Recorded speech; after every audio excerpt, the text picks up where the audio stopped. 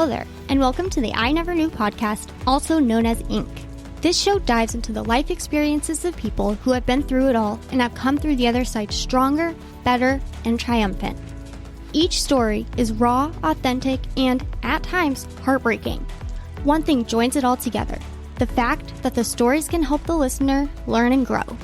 Hosted by life coach Maureen, she sits down each episode with a new guest who will empower the listener to set out on their self-discovery journey and start to heal. Now you'll be joined by Maureen and her special guest. Please enjoy the show.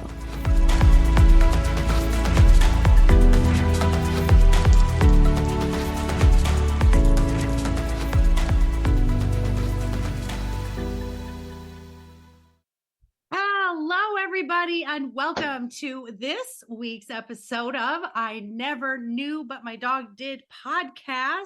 I am Maureen Scanlon, your host, and life coach Maureen, as most of you know me. So as per usual, I have a fantastic guest today. You know the saying, jack of all trades, master of none? Well, today we have Tyler of all trades, master of all.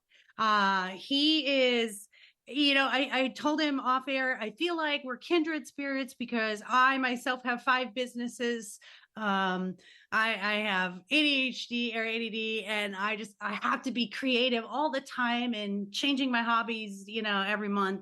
So I read your story. I went to your website and I'm like, oh yeah, this is my guy. Like, I get this. This is completely, we're in alignment today. So listeners, let me tell you about my guest, Tyler Wittkofsky. He is a storyteller from the charming southern coast of North Carolina. He said it is chilly there today, but life has not always been smooth sailing for him. And the reason that, of course, we have guests on is we talk about that struggle that we have, that we overcome.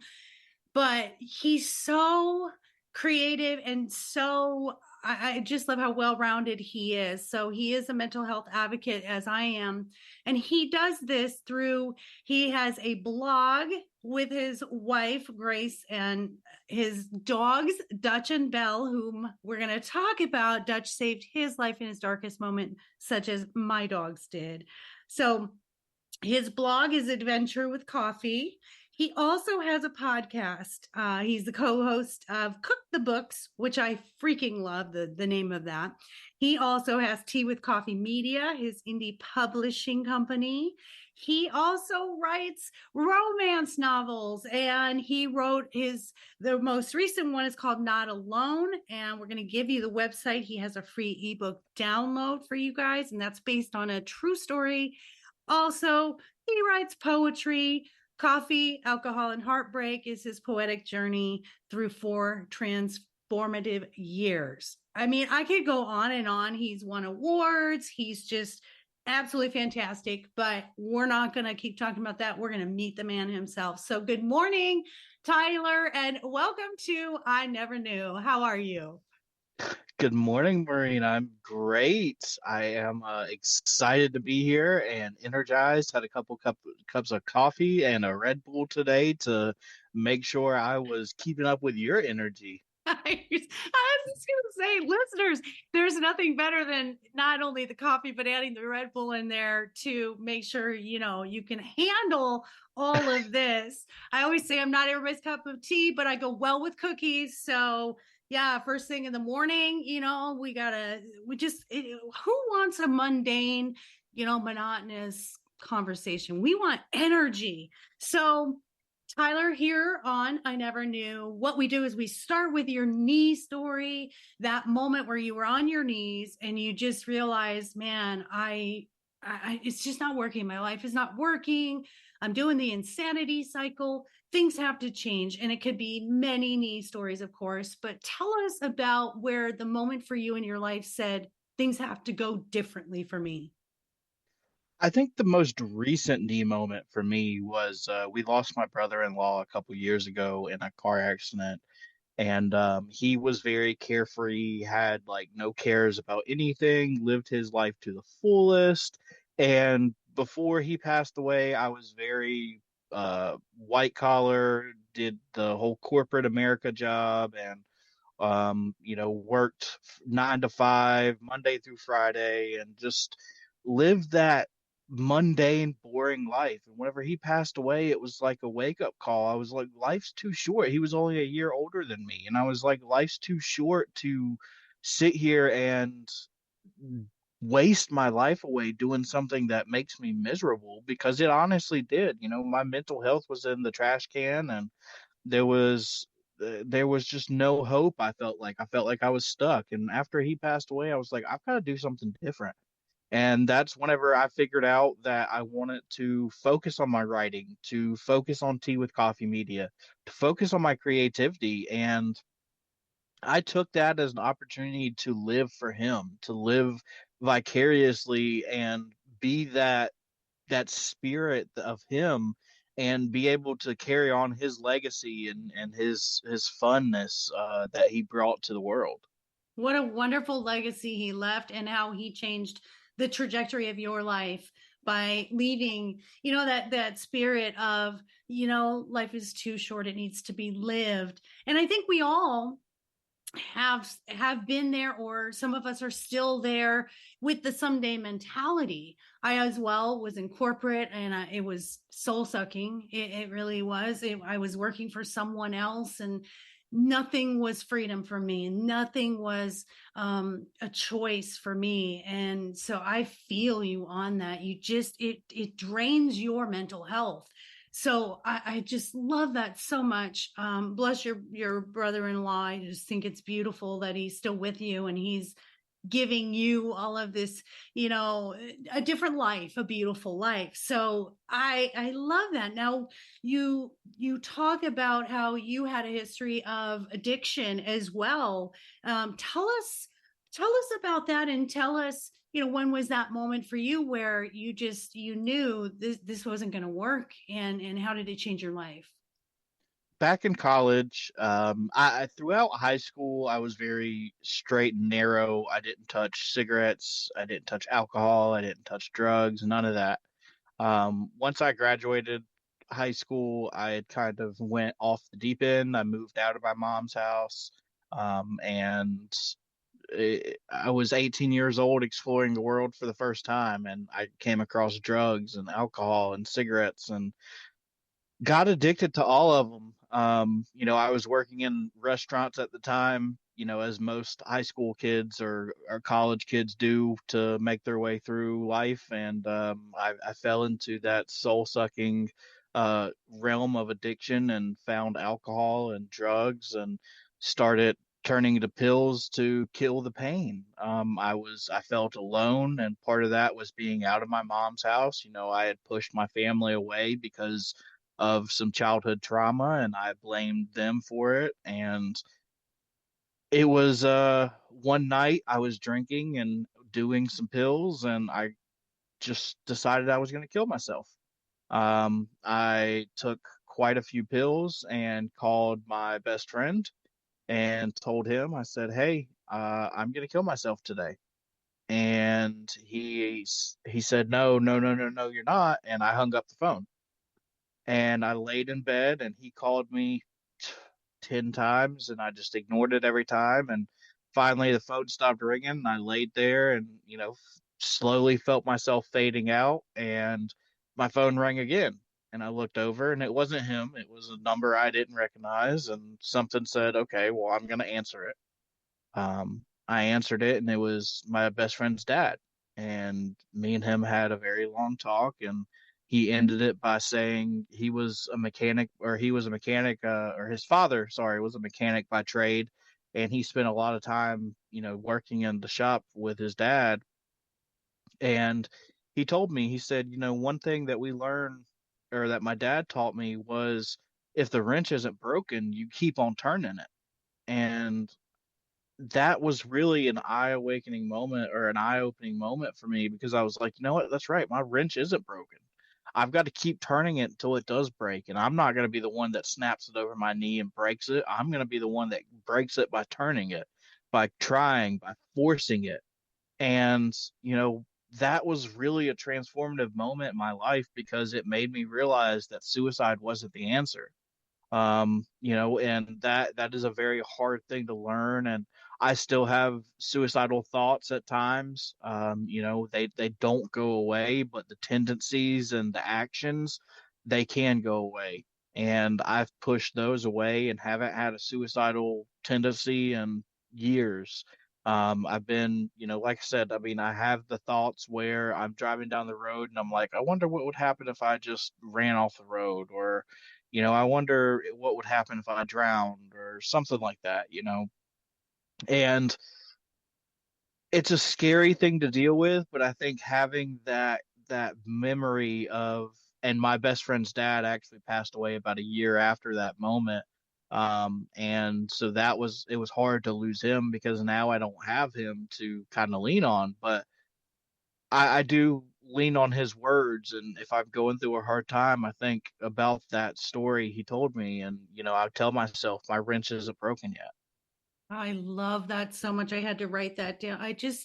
That's such a beautiful thing to say, where we think we're at the end and we're not at the end. And it's amazing how just someone can say something so profound. And it's why I always tell everyone, reach out to someone when you're in that moment, as hard as that is, and feeling alone. Just like your book indicates, we're not alone, but it's so hard in that moment. Um, and anyone who's been there, I myself, I was going through a divorce, mother of, 3 children, a young baby, 10 months at the time, and then 2 daughters that were 6 and 8.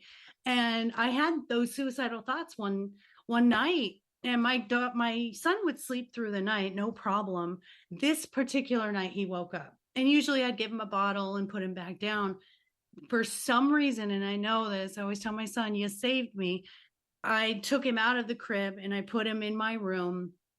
And I remember his little face looking at me like I was the entire world. I was the sun, and the moon to this little baby.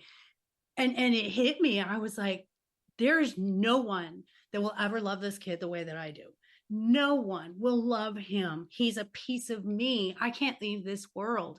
And as much as I felt like a failure as a mom, and the divorce, the family breaking up, I knew my wrench wasn't broken either. I just had to get through it. And that going through the weed part is the ugliest part. But look at the beauty on the other side. And that's the hope that we give to everyone. So I always encourage, because this community is about mental health advocating and helping, call 988, guys. If you feel that way, reach out to a family member, a loved one, send a text, whatever, a stranger. I don't even care. Go online. So thank you for so much for sharing that. My gosh. So then you decide, okay, this you get through your suicidal ideation, and it isn't like, oh yeah, I just decided I'm not going to be suicidal anymore. Like you said, it's a daily struggle. Mental health, Yeah. struggles are real and every day. No matter how much we positive think it away, it doesn't happen that way. So tell us about some of your mental health struggles and how you've learned coping mechanisms. I believe your creativity is really such a wonderful outlet for you, but what is the main thing that helps you cope with your mental health issues? My main thing for coping is sensory therapy, which I actually taught to my therapist. She wasn't sure what it was. And I don't even know if it's a real thing. I just kind of started calling it sensory therapy, and that's what I've rolled with. So maybe I made it up, maybe it is a real thing. But what I like to do is rely on my senses. Rely on my sense of smell, my sense of touch, my sense of seeing and taste and hearing, by using things like candles or air diffusers to bring me back, calm me down. Lavender is a great calming tool. Eucalyptus is a great calming tool. But not only using things like that, but using things like candles that are grandma's cookies that bring me back to grandma's house when she was baking cookies or brownies for me and my brother. being able to transport myself to those safe memories, those safe places whenever I'm struggling. Same thing with, your sense of touch. I've got a squishmallow. I'm not afraid to admit that, but, sometimes it just feels good to grab something and squeeze it as hard as you can, up to your chest. I love my wife to death, but I feel like if I just went and grabbed her and bear hugged her as tight as I could, it might hurt her. So, using the squishmallow is my way to get past that. Plus, it's nice and soft. Um, Yeah, and then absolutely. things like music to transport you back to a better time. I love listening to music from my high school days to transport me back to when things were simpler. And I think about sitting on the bus listening to music and just jamming out with my friends. Um, Taste is also a really good one. I lost my grandfather a couple months ago to cancer, and he used to make me deer and squirrel and all kinds of wild game like that. So now anytime that I taste something like that, any kind of wild game, I think about him. So I'll get like wild game meat sticks and just have those to whenever I'm going through a stressful moment, I'll munch on one of those and think about what he would say at that moment, what he would tell me when I'm struggling, because he always had a way to really push me through it. And aside from sensory therapy, my support system is amazing. My mom, my brother, my wife, my grandmother, my late grandfather, they've all been key pivotal pieces of my life. My best friend Matt, my best friend Taylor, they've also been great support systems and haven't ever let me down. They've always been there to support me. And I've got a great support system. And I think most of us do have a really good support system that we have to either find or open our eyes to see, because it was hard for me to see my support system a lot at the beginning. I was still thinking that I was alone. I mean, there was even a moment in my life where I had these intrusive thoughts that told me that my family was going to send me to the hospital and lock me away for, as long as it took to quote unquote cure me. And I had this paranoid thought and locked myself in my room one day and wouldn't let anybody in there. I was so terrified that they were going to try to take me away. And, finally, my best friend Taylor at the time got in there and she was talking to me, and, she talked me off the deep end.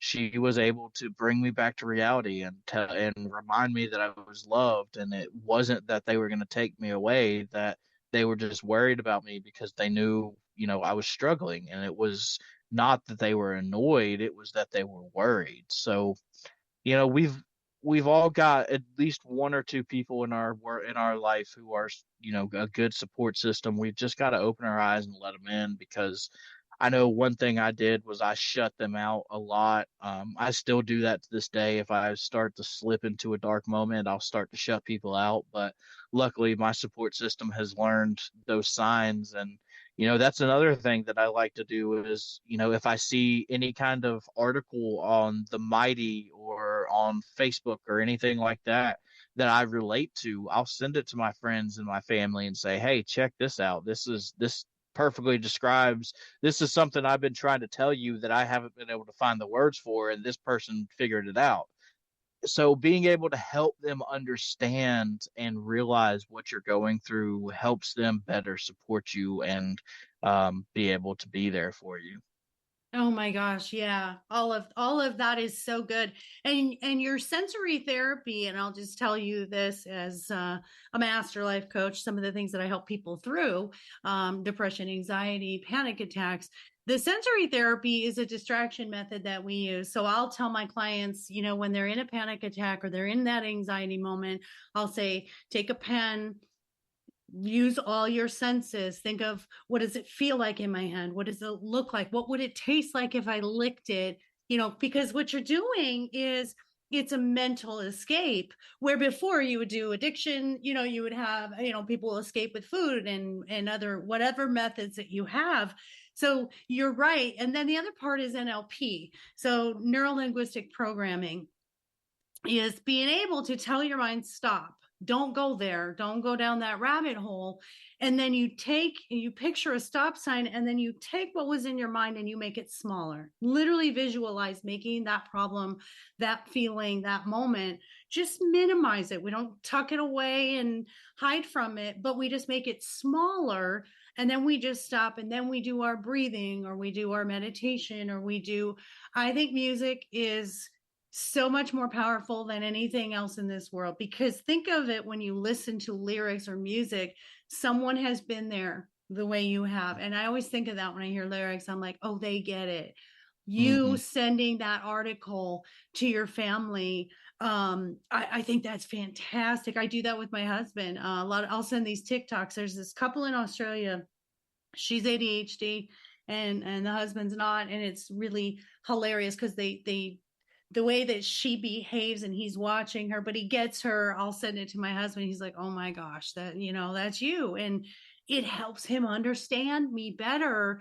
And that's all. The people around us that love us and care about us, that's all they want, is to understand us and to help us through it. Now, if there's any listeners listening and you don't have a circle, or you don't have a support system, this is where I think social media is helpful. There are groups that can help you. I have mindfulness and positivity group on Facebook, where anyone who ever needs to reach out, we're there. We have positive interactions, something positive on the internet. And then I do believe in therapy and life coaching, because sometimes you don't really want your family's opinions, because you feel like they know me so well, they're not helpful, and I know what they're going to say anyway.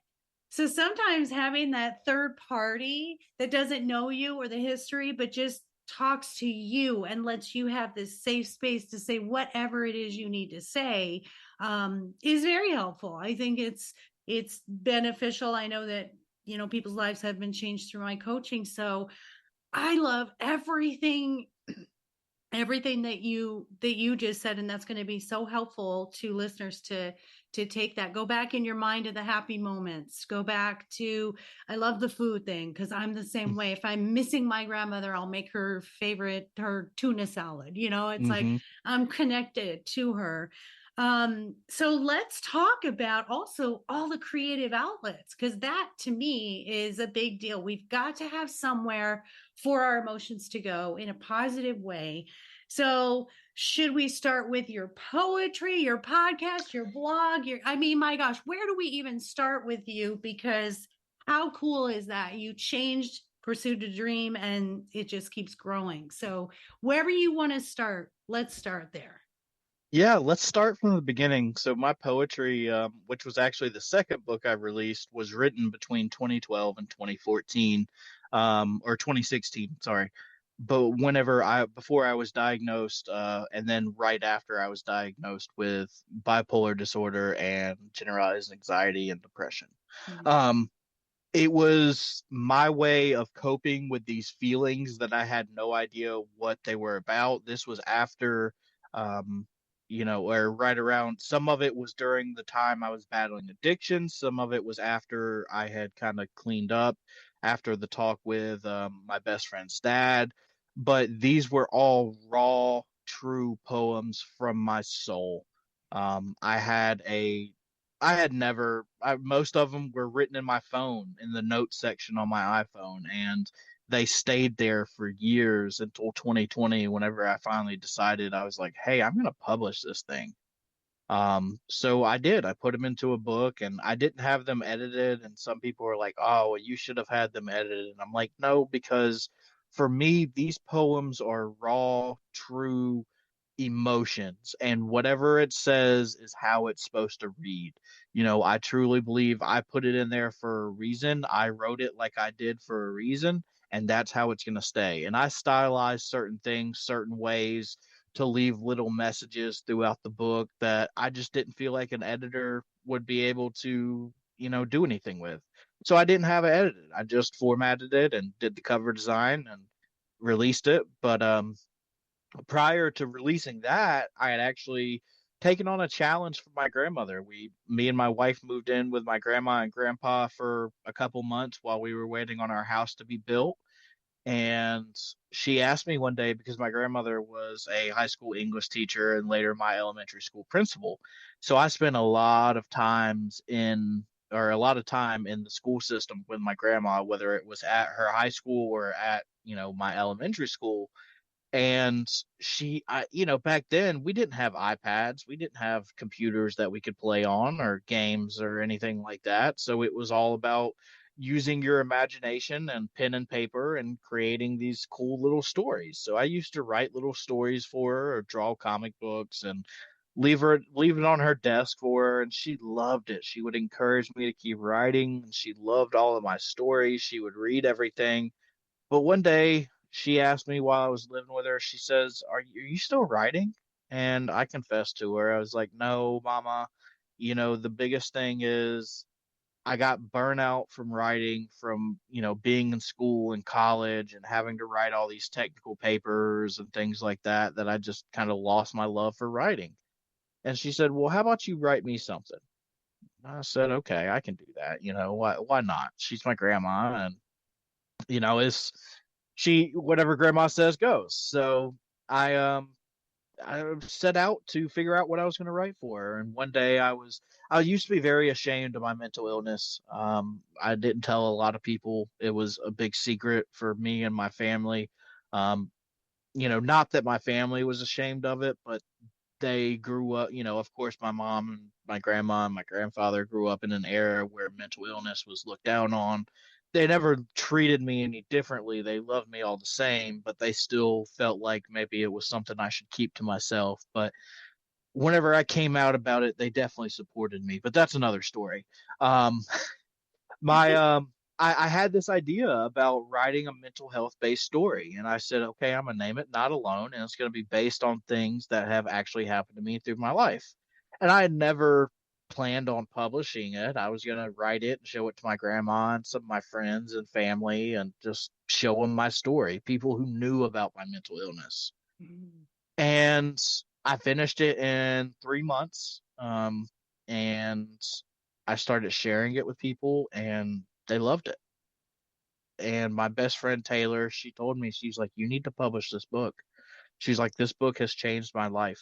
You have really made an impact on me. She even got a tattoo of the name of the book on her wrist to, yeah. So she has, a perpetual reminder on her body that she's not alone. And that's how much the book meant to her. So I finally said, you know what? I'm going to publish it. I'm going to do it. I'm going to step up and, make this dream a reality. So I published the book in 2019 and had a couple local news articles published about it. And at that point, my battle with mental illness was a public battle with mental illness, and people who, I was still doing the corporate thing in 2019. It wasn't until 2021 that I left, or 2020 that I left, but I was still doing the corporate thing, and, published my book, and I was afraid because I didn't know how it would affect me professionally. Yeah. But I turned out to have a lot of support from my coworkers, and from the general public, because I was in a very public facing position at the time. So I kind of fell in love with writing again. And I finally, the next year I published my poetry collection. And then after that, I wrote the first book of the Sunflower Kisses series, which is a romance series about a mentally ill young man who falls in love with a girl that lives 3.5 hours away, and it goes through their long distance relationship and the struggles they face and the obstacles they overcome, and how his mental illness impacts their relationship, and how she learns about his mental illness and slowly becomes an advocate beside him. So after that, I took a little bit of a break from writing novels and released a couple of short stories that were featured in the anthologies by Creative James Media, Bag of Bones Press, Inked in Gray, and just wanted to take a break from writing full length novels, published those. And then this year, I actually released two books. I released Potent, the first of the Enamored Echo series, which is a modern day retelling of A Midsummer Night's Dream. And then I re-released Not Alone as the second edition. It is now a full-length novel. It was a novella when it first came out, and now it's a full-length novel. You can still get the novella by signing up for my newsletter on my website, but it is not available for purchase anymore. However, the second edition is. It just explores a little bit more of the emotional depth of the characters and goes into, I use some things that I've learned over the past 4 or 5 years of my writing career to really make it a better story. Um, Right now, actually, 2 days ago, I finished a story called The Principal's Principles, which was about my grandmother being the first female principal in a rural county in the late 80s. So it goes through, it's loosely based on her, not a true story, but goes through this young woman's battle with anxiety and battle with discrimination and overcoming those obstacles. And it's actually the grandmother from Not Alone. All of my books have a connection to Not Alone. Some little Easter egg in there leads back to Not Alone. So I did that. Um, but yeah, that one I just finished, and then this is NaNoWriMo, which is National Novel Writing Month, and I have a goal to finish the second book of the Sunflower Kisses series by the end of November. Wow. Oh my gosh. And that's hard. That's hard to do because I just published my third book and it's pressure when you do that. And that's the whole thing. Everyone's heard me say this. I refused to write unless I felt good about writing it. So I never got writer's block because I wanted it to be so authentically joyful that it came Yes. across in my writings. I love all of that. I love that you have Grace, Dutch, and Belle. And of course, since we are, I never knew, but my dog did. Tell us what Dutch knew that got you through your darkest moments. So back in 2016, 2017, I had just started my new job with the local government. I was the public information officer for a local government organization, and I was young. I was 23 at the time. I had taken on a lot of responsibility, got thrown into a political battle, um, and I had just been diagnosed about a year ago, 2 years ago. So I was still learning the navigation of taking my medicine like I should and how serious that was because whenever I first got on medication, I was like, I don't need this and I don't really have to take it. I'll just take it my bad days. And so of course that made things worse because the even the good days turned out to be bad days whenever you're not on your medicine. And it Yeah. just kind of sent me into a downward spiral. But there was an election, and the results of the election didn't exactly go a way that favored my position. And my position got a lot harder. It became under a lot more scrutiny. And we decided to adopt a dog after on January 1st of 2017. And we found this dog at the Brunswick County Animal Shelter, and something about him just stood out. My wife is actually the one who picked him out. She was like, "He's the one," and I said, "Well, let's go look at other dogs first," And I looked at this dog, and I'm like, "He's cute, but let's see what else they got." And so we did. There was nothing else that really stuck out to us, so we went back and got him, and we went into. They had a little room that you could introduce yourself to the dog to see if he, got along with you. And we sat there, and he came right up to me and sat in my lap. And the lady said, she's like, he's never done that with anybody else. He's never been so not timid around anybody. So we got him, and it turned out that while we were getting him, I had pneumonia. Um, Walking pneumonia, which turned out to be pneumonia in both of my lungs. And I was very sick for a couple of weeks, had to stay out of work, and Dutch stayed with me in my room the entire time. He never left my side. I would get up to go. I was smoking cigarettes at the time, so being stupid, I went outside and smoked a cigarette while I had pneumonia and fed him, and then we would go back in and lay down, and he just stayed by my side. Whenever I got over pneumonia, I got bronchitis. So I had bronchitis for about a week. After I got over bronchitis, I had strep throat. After I got over strep throat, I had the flu. So for about 2 months, I was out of work sick. And Dutch stayed there with me the entire time, making sure I was okay. He was the reason that I kept going, because I tell people all the time, my body, I was in such a bad place mentally. Number one, from not taking my medicine regularly. Number two, from the stress at work. And, I it was a time where my suicidal tendencies were starting to come back, where I started thinking more about, hey, this is how I could do it. This is how I'm going to do it. And every day I woke up, I got up out of bed because he needed me to feed him. He needed to go to the bathroom. I didn't care about myself. I didn't. I could have stayed in bed and starved and thirsted to death for all I cared, but I wasn't going to do that to him. He caused me to get up. And he never some dogs are very needy and they'll lick you and paw at you until you get up and take them out. He never did that. He never peed in my room, never pooped in my room. He would sit there and wait until he woke up, or wait until I woke up. And the boy saved my life because he gave me a reason to wake up every day. He gave me a reason to keep going. My wife and I were together at the time. We were just dating at the time whenever we got him, but she was going away to school 4 hours away. So she couldn't be there. She wasn't my reason for waking up because she was so far away. So Dutch replaced her in a sense, to give me that hope and that care and that guidance, that I was loved, and that people, not even people, but just the world, something about the world relied on me, and that was Dutch. And that boy has been my savior in more than one ways. And now we've got Belle. She's my little cuddle buddy. She anytime I'm having a bad day, she'll come up and she'll lay and cuddle up with me, and she licks my eyeballs. It's really weird, but I let her do it because I'm like, you know what? Life's too short not to let the dog enjoy doing whatever she enjoys doing.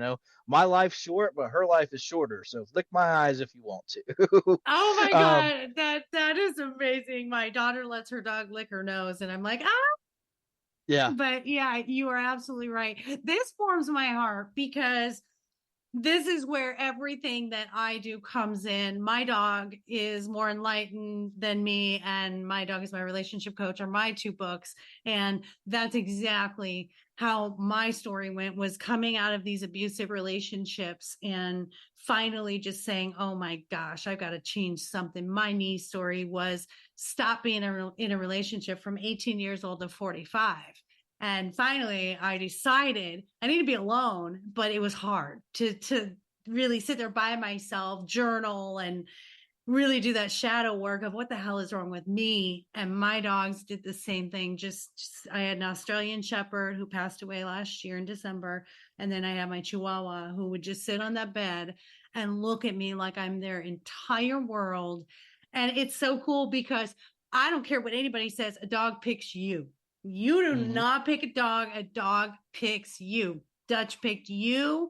And like you said, that unconditional love is, they're going to meet you wherever you are. If you want to lay down, if you're sick, your mental health overspilled into your immunity being so low that these consistent illnesses just kept popping up. Obviously, we know medication for mental health is not an as needed basis. It's an everyday thing. We have to build it Yes. up in our systems, as well as some of the lifestyle, eating, and all that fun stuff that we talk about here on I Never Knew. But it just warms my heart because isn't it amazing that dogs and animal, even cats, I have a kitty too that I absolutely love, but any pet is, they say more to us without speaking than anybody in our lives.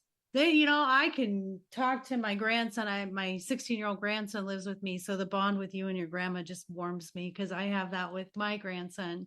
Um, and it's just amazing. I could life coach him to death, or I could lecture him to death, but the dogs, the way that they communicate, if we took more cues from them, just if I just hugged my grandson and quit talking half the time, it would really translate a lot better. So I love dog story. So the poetry book, Coffee, Alcohol, and Heartbreak, is all of that available on Amazon or through your website? Okay, so all of that's available on Amazon. So Yep. And I my website, okay. most major retailers like Amazon, Barnes and Noble, uh, Waterstones in the UK, and Indigo in Canada. Um, Coffee, Alcohol, and Heartbreak is actually only an ebook right now. We're working on reformatting it, adding in custom sketches and things like that to go with each poem. So, but yeah, the rest of them, like I said earlier, the not first edition of Not Alone is only available through a newsletter sign up on my website. But everything else you can buy on my website or pretty much anywhere on the internet that sells books. Awesome. And I'm going to have all of your links online, guys. That's Wittkofsky.com. I'm not even going to try to help make you spell that. I'll do that. But I am saying it well, right? Yes, you were doing Okay. good. So this is kind of cool for me is I think, first of all, the opportunity that we can all self-publish now, more people can get their books out, more people can share their message with the world. That has changed.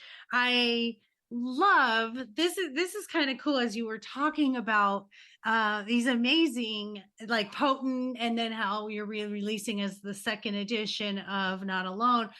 I just think it's so cool. A romance novel that has the mental health issue in it.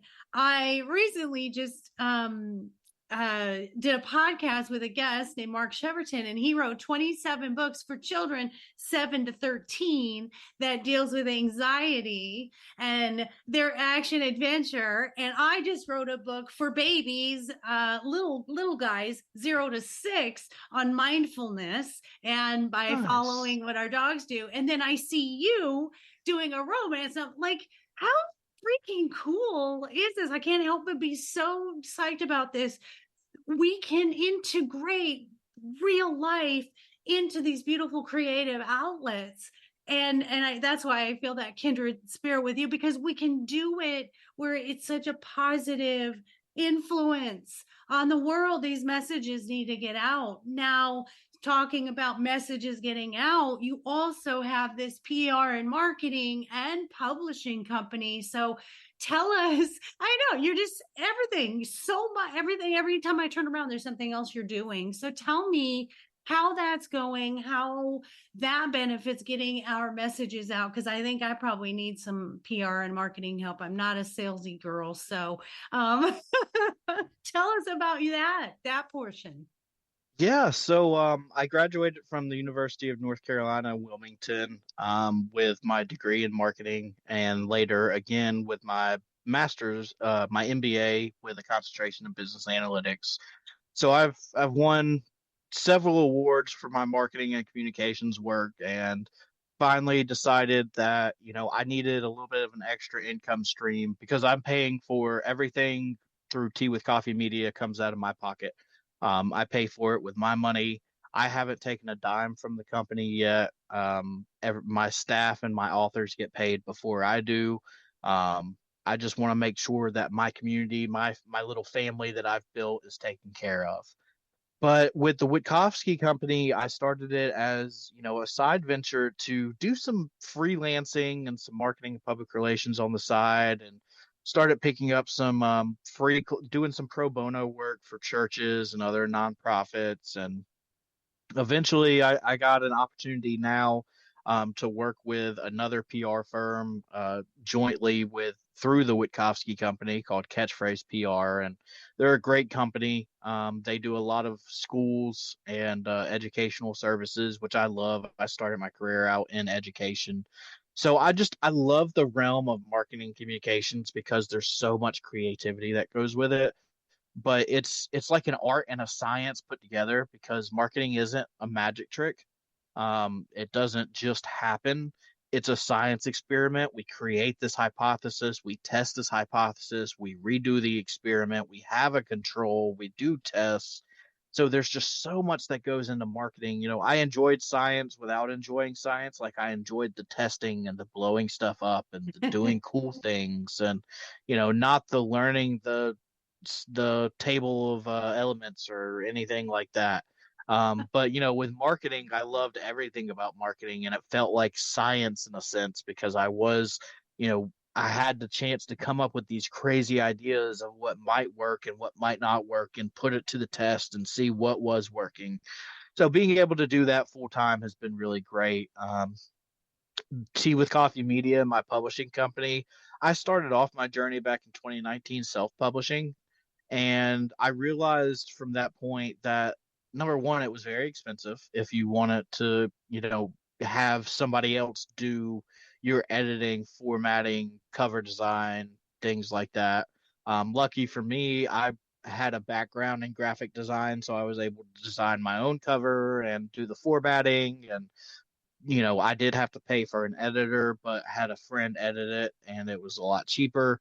But I got out there and published my book and I was like, wow, that was hard.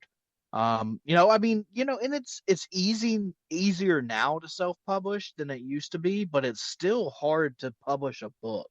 I mean, to write a book, to format a book, to edit a book, to do the cover, to do the marketing, that's hard. Yeah. And I started to join these online blogs, or these online magazines like the Dark and Veil Universe and Rewritten Realms, which were fantasy magazines that took characters from history and mythology and put them in the modern world. And what I learned was that there were so many talented indie writers out there that weren't being published because number one, they didn't have the following on social media that some people had. So they weren't getting the attention from these publishers. And number two, they didn't have the funds to be able to afford a editor or a cover designer or a formatter for their self-published book. So they just didn't publish. They just wrote and said, maybe one day I'll get published. So I want it to be like Gandhi said, be the change you want to see in the world. And that's what I decided to do. I decided to go out there, create Tea with Coffee Media, a company that pays for these authors. We sign authors and we pay for their editing, we pay for their formatting, their cover design, their marketing services. We give them 2D videos and 3D anime or 3D figures and marketing and promotion and all kinds of things. And then even for authors who aren't signed by us who want to go a self-publishing route, they can still use our services at an affordable rate. Something that we are able to give them because we're not here to make money. We're here to help people.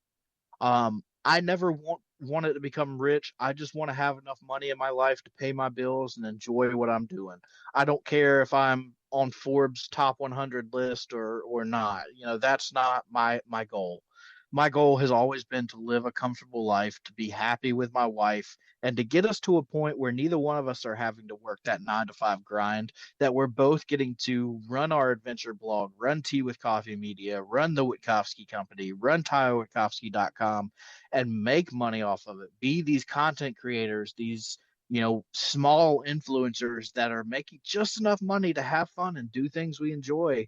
And like I said, I never wanted to be in the spotlight whenever I first started this. I never wanted to be on.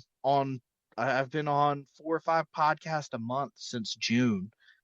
So I've been slam packed, and I never expected to be in the spotlight or be the voice of a company or be the face of a generation. And I really wanted to stay simple, but here I am. And what I'm finding is I've got to do this. I've got to make this sacrifice to help all these people that are relying on me, all these authors, all these staff members, because for Tea with Coffee Media, we bring in a lot of younger, fresh out of college, give them a chance to earn some experience for their job. Our editors, our designers, our entire team is young, fresh out of college, or just starting off in their field, and we're giving them opportunities. Same with our authors. I think um I'm trying to think. I think about 95% of our authors are debuted authors. They've never been published for, self-published or traditionally published.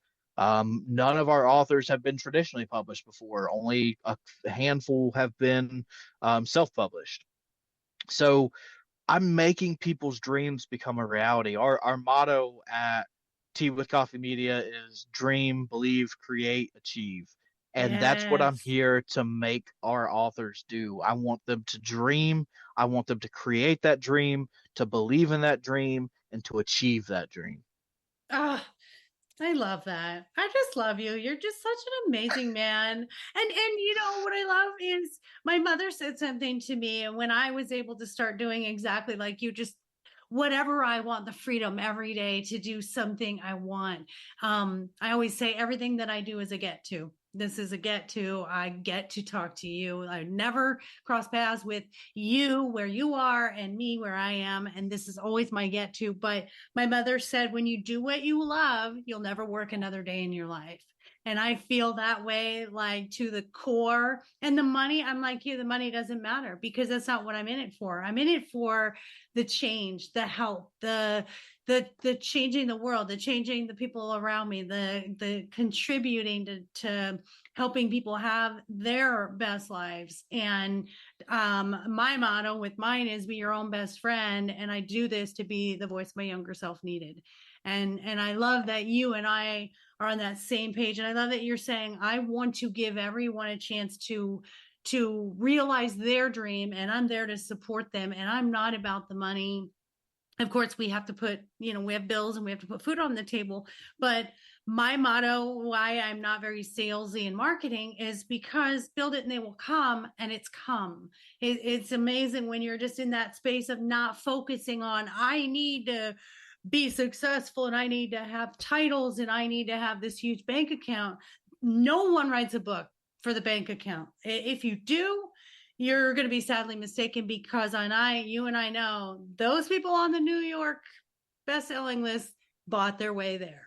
And Yes. not that they're not good books, but they bought their way there. To get on that list, the amount of marketing and cost to get on that list. So when you see, listeners, when you see little old authors like myself and Tyler winning awards, that's a big deal, because we are not paying gobs to get awards. We're being recognized for our work on a much smaller level, but it's being appreciated because we're not forking out tens of thousands. Yeah, Kim Kardashian can put a book out there. First of all, it's a ghostwriter. Second of all, she's got a team that's like, hey, we'll get your book on the best-selling list. Yeah.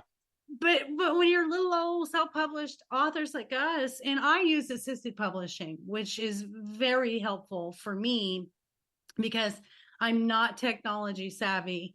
And so being able to do Amazon and all the technical stuff is not good for me. So for me, I love my publisher only because they make it so simple for me. And although I've learned not to do the marketing package. That wasn't successful for me. So I've learned to do my own.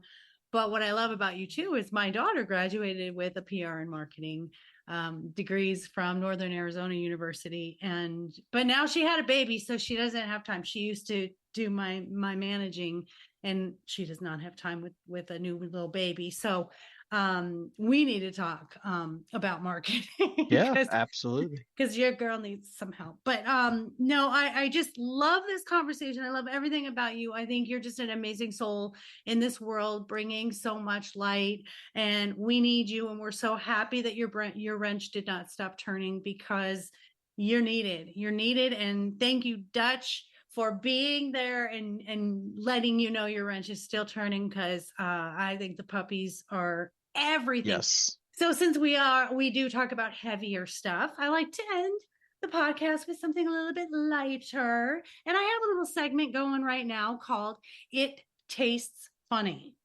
And this segment is where I ask you, what is something that you like food wise that people would be like, not good, or something that you don't like that a lot of people do like? So what you got for me?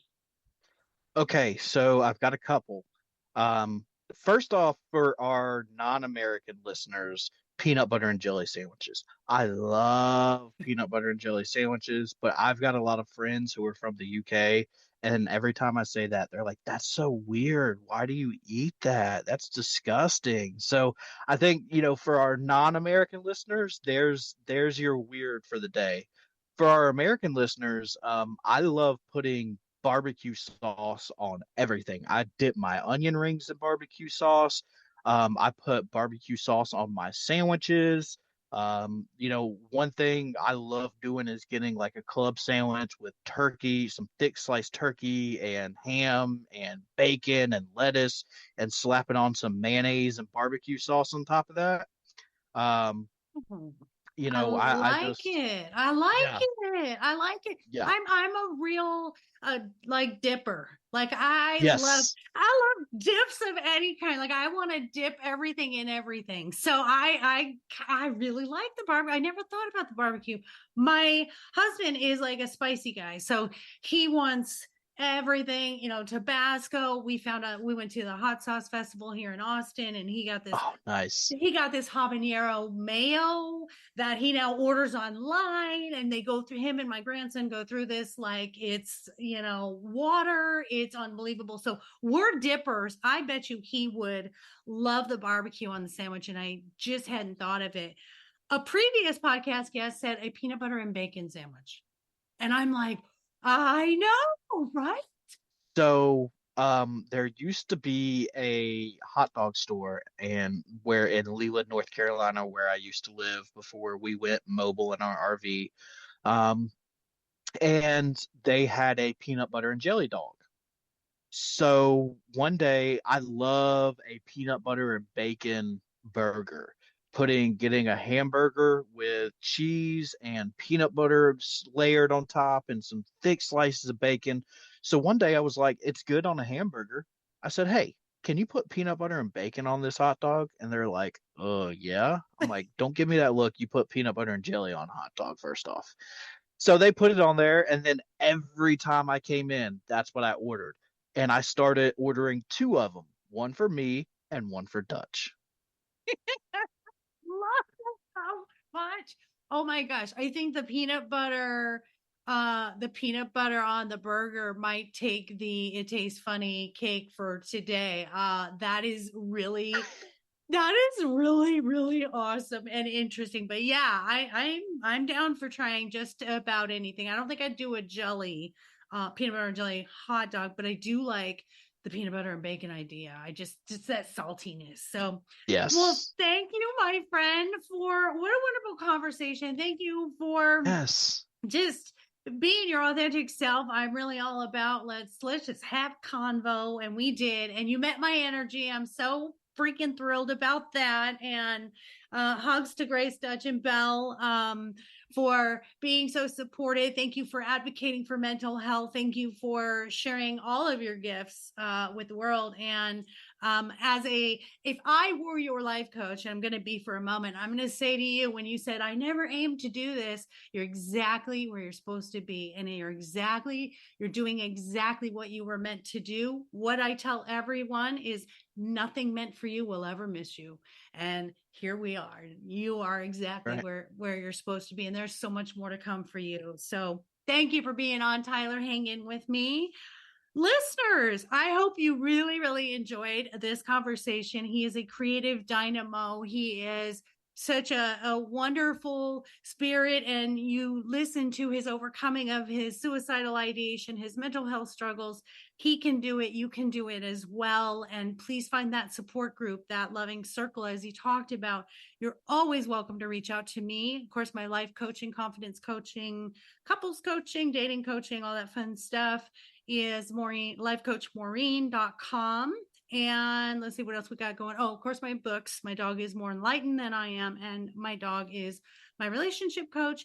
And now my children's book, My Dog Bexley is Just Like Me, for our little guys. And Christmas is coming up, so definitely order some of those for your little ones, and let's teach them some mindfulness so that when they're adults, we're not undoing anything. We are just building on the idea that they can love themselves and be their own best friend.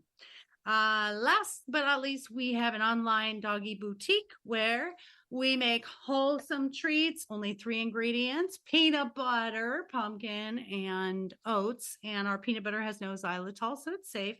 I also have some with CBD in them to calm down those hyper babies, as well as the older babies with some joint and arthritis pain. And each treat has 1 milligram of CBD in each treat. So we also have paw balm, we have apparel, I even have hats. We also now have healthy treats for kitties as well. So go to mydogiseverything.net and go order those. We'll get those shipped out to you within 24 hours.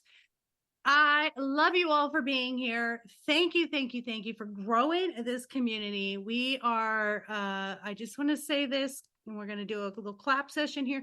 We have had more downloads than we have had. And, of course, we're only barely into our 2nd year of doing the podcast, and it is grown by leaps and bounds, all 5 stars on Apple.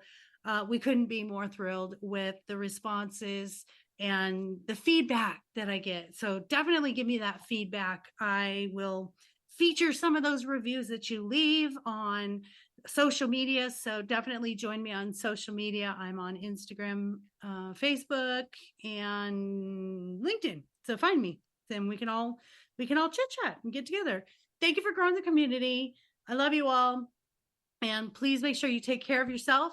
Take care of each other. Most of all, please take care of those furry babies, and be sure to adopt, don't shop, just like Tyler did when Dutch found him. So love you all. Until next week. Mwah.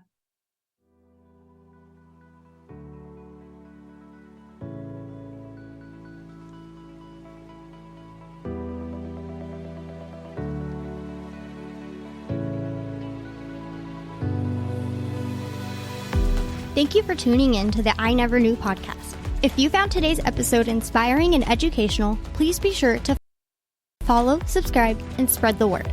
The more people that join the Inc. community, the more it can develop and influence others as we work together for a healthier and brighter future. Until next time.